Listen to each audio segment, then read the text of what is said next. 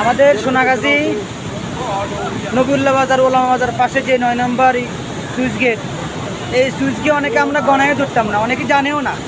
অথচ আলহামদুলিল্লাহ এখন জাতির ক্লান্ত লগ্ন মুহূর্তে মুসাফুর ক্লোজারের যে সুইচ গেটটি ভেঙে গেছে, দুঃখজনক বিষয়। কিন্তু এই জাতির এই ফেনীবাসীর ক্লান্তি লগ্ন মুহূর্তে 9 নম্বর সুইচ সকলের উপকারে আসতেছে, পুরো বাংলাদেশের উপকারে আসতেছে। দেখুন,